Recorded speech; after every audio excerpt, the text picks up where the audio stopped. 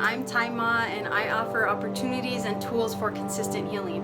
If you want to check out some of my offerings, I'll be posting a link below. And if you want to get in touch with me, you can do so at Shaman of the Doubt on Instagram. So this is a big subject, and as with anything, I'm sharing my perspective. I'm sharing because I recently found myself in a position where I made a mistake.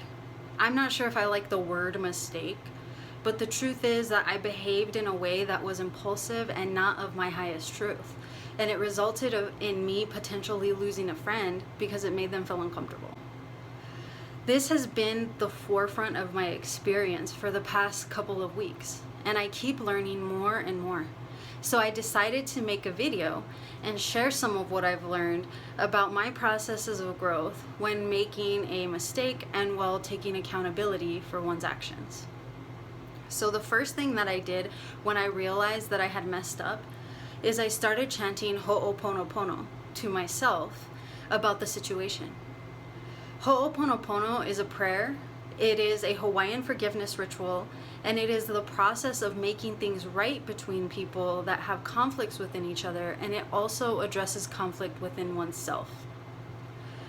Chanting Hooponopono to myself felt like me asking Great Spirit to help me in cleansing myself and the other from the imbalanced energy between us.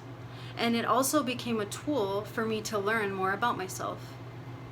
Being open and praying Hooponopono brought me clarity, and I was able to see all the ways in which I acted out of line and all the ways that I could do better.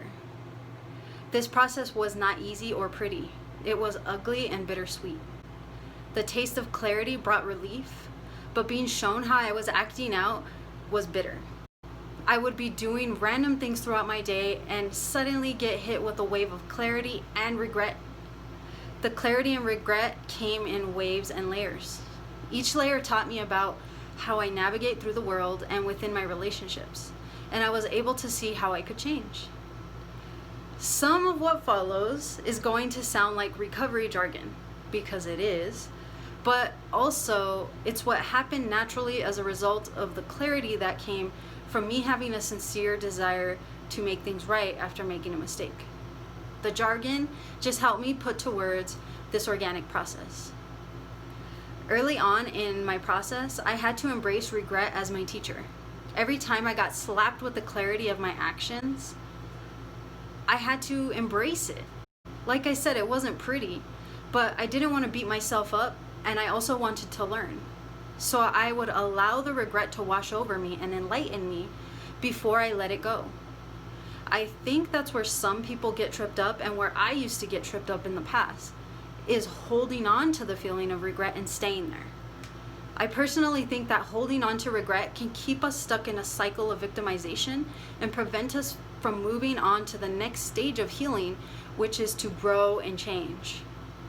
My change began with living amends.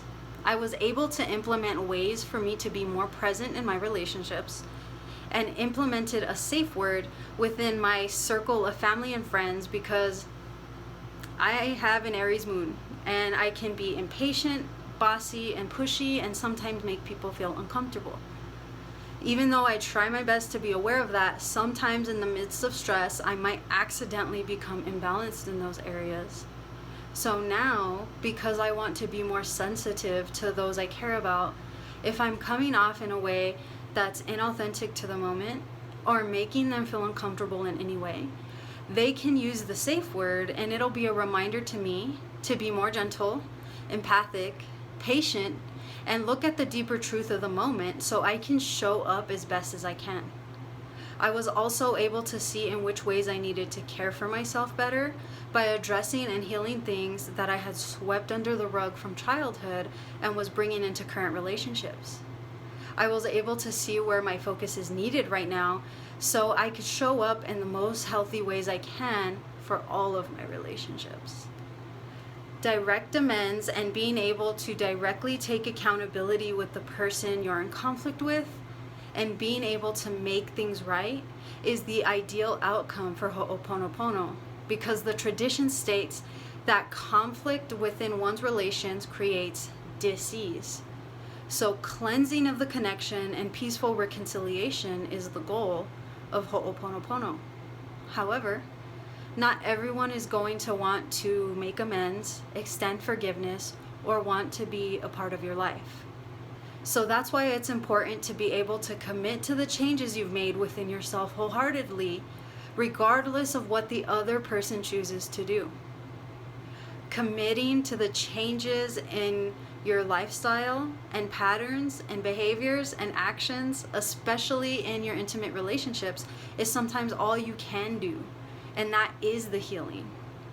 Everybody has free will, and sometimes they'll choose to cut ties and not reconcile.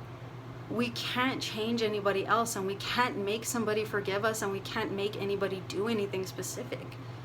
But we can forgive ourselves and learn and grow and change. On one of my favorite Mind Valley talks, Dr. Shivali reminds us that it's all you. Everything that plays out in our relationships, especially intimate relationships, is a reflection of us and our need to be seen and heard, but looking for it in another instead of within. That's why I think it's important that regardless of what the other person does or chooses, that you remain committed to the changes you've made because of what you've seen of yourself through the reflection of the other and the situation. With that being said, if we can create anything that we want, yet we can't change anybody else, and we can't make anybody do anything, where does our personal sovereignty and the free will of others come into play within our relationships? Subscribe to my channel, because that intel is coming forth in the next video. So until next time, take care.